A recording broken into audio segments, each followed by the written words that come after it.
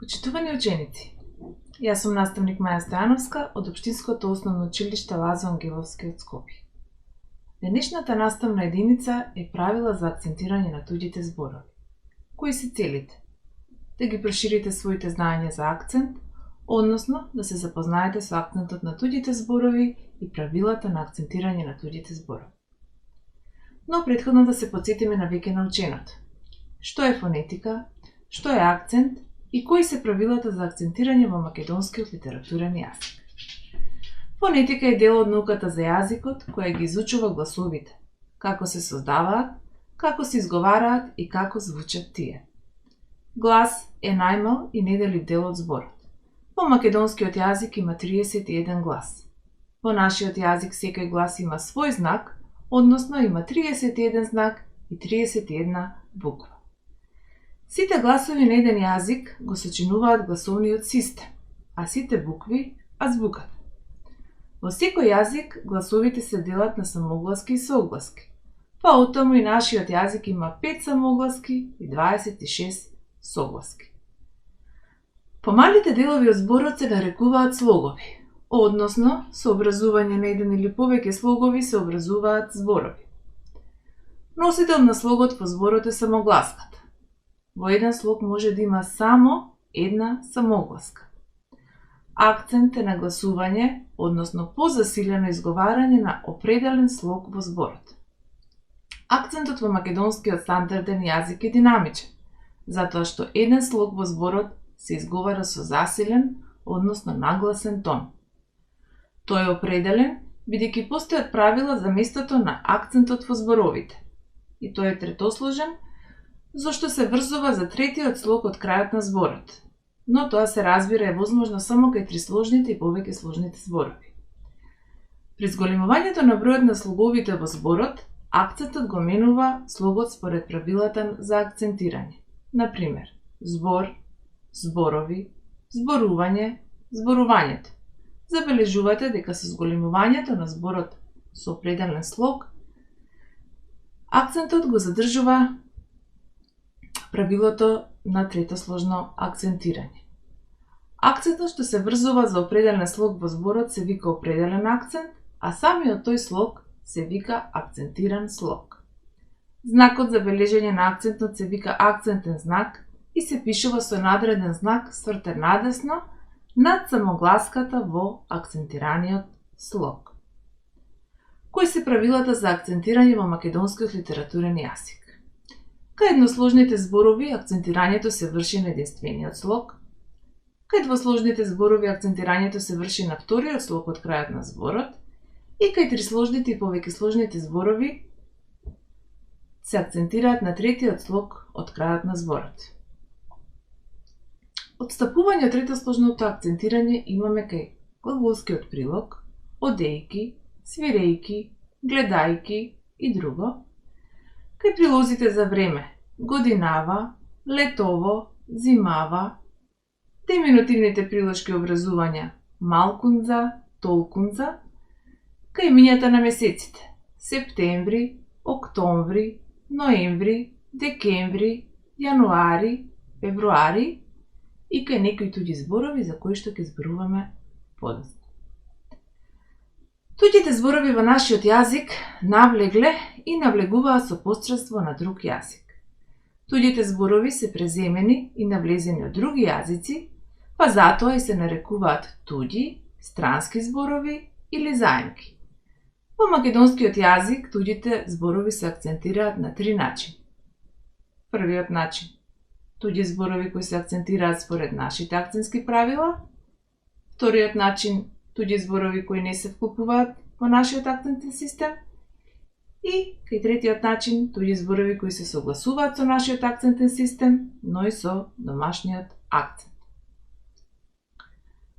Според првиот начин, постојат голем број на туѓи зборови кои се приспособиле на македонскиот акцентен систем, односно се акцентираат според правилата на македонскиот јазик. Тука спаѓаат именките од женски род што завршуваат на ија. Пример: гимназија, историја, алергија и други.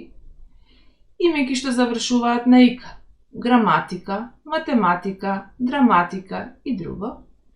Именки од женски род независно од завршетокот, пример, минута, реума, фигура, метропола, конзерва, пнеума и друго. Голем број на двосложни именки од машки род, од кои што ќе наброиме неколку: режим, сектор, волан, рефлекс, проспект, хотел, орден, концерт и други. Понатаму голем број на трисложни и повеќе сложни именки од машки род, кои што се акцентираат на третиот слог од крајот на зборот, како што се професор, директор, монопол, манифест, карактер и друго. Именки што завршуваат на ик и ичар, како што се фанатик, физичар, политичар, практичар, аналитичар и друго. Именки што завршуваат на иум, како што е примерот президиум, натриум, калиум и други. Некои туѓи зборови од среден род, кои што се одамна влезени во нашиот јазик, си го примиле нашиот акцент, како што се зборовите палто, сако, корзо, торзо, кино, фото и други. Од придавките од туѓе потекло, акцент на третиот слог од крајот на зборот имаат оние придавки кои завршуваат на ичен: хроничен, драстичен, поетичен, ироничен, динамичен и други. Завршуваат на илен, мобилен, сенилен, стабилен, лабилен и друго. Завршуваат на етен или ектен, дискретен, индискретен, комплетен, перфектен, директен и други.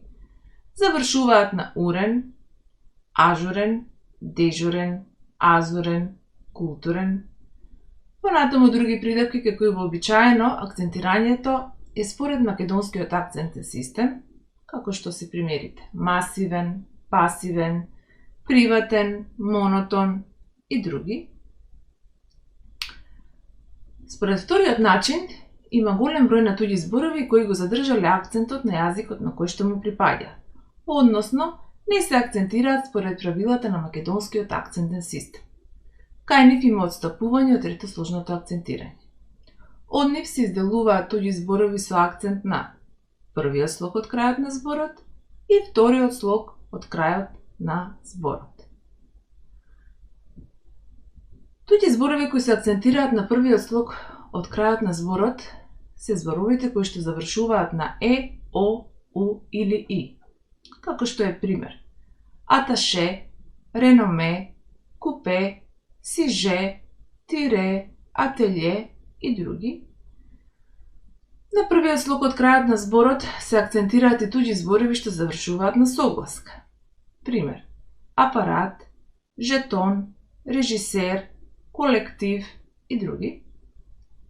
Зборовите што завршуваат на ист или лог, социјалист, комунист, моралист, оптимист и други. Зборови што завршуваат на ат, фалсификат, сурогат, апарат и други. Зборови што завршуваат на тет, како што се, например, зборовите квалитет, афинитет, авторитет, универзитет и друго. И поголем број е бројот на туѓите зборови со акцент на вториот слог од крајот на зборот, а такви се сите именки што завршуваат на изам или азам, например, материјализам, социјализам, сарказам и други, што завршуваат на алец, генијалец, гимназијалец и други, наивец, оперативец, конзервативец и друго, што завршуваат на ура, литература, архитектура, култура, апаратура, амантура и друго. Понатаму други именки од женски род со најразлични завршетоци, кои се акцентираат на вториот слог од крајот на зборот се вила, гримаса, директива, девиза, арбитража и други. Акцент на вториот слог од крајот на зборот и зборовната форма имаат и придавките, како и прилозите што завршуваат на ален или јален, пример неутрален, национален, комунален, материјален, комерцијален и друго. Што завршуваат на ивен, пример, експлозивен, експанзивен, интензивен и друго. Што завршуваат на иран, организиран, програмиран, депримиран и други. Што завршуваат на озен, грандиозен, малерозен, грациозен и други. Што завршуваат на антен, галантен, вакантен, доминантен, константен и така натаму. Што завршуваат на нетен, еминентен, дивергентен, корпулентен, конзеквентен, што завршуваат на актен, екзактен, компактен и други. Акцент на вториот слог од крајот на зборот имаат и глаголите што завршуваат на ира и телефонира. Деградира, манифестира, демонстрира, комуницира, рекламира, регистрира и други, како и глаголите кои што завршуваат на изира, како што е примерот со символизира, синтетизира, анализира и така натаму. Стасавме до третиот начин, односно некои туѓи зборови се акцентираат двојно и со домашен и со туѓ акцент. Дел од зборовите од туѓе потекло се наоѓаат во постојан процес на приспособување кон македонскиот акцентен систем. Тие што се опфатени со овој процес имаат два начина на акцентирање. Пример: букет и букет, балкон и балкон, билет и билет. Други зборови кои се опфатени со овој процес на приспособување кон македонскиот акцентен систем, односно кои што имаат два начини на акцентирање се: пример: бифе или бифе, екран или екран, микрофон или микрофон, нервоза или нервоза, портрет или портрет, резерва или резерва, реформа или реформа, семестар или семестар, стадион или стадион и така натаму. Наставната единица за акцентот на туѓите зборови ја совладавме. Домашна задача: да напишете по 3 реченици во кои што ќе употребите туѓи зборови со приспособен акцент, со неприспособен акцент и со двојно акцентирање и правилно акцентирајте. Ви благодарам на вниманието.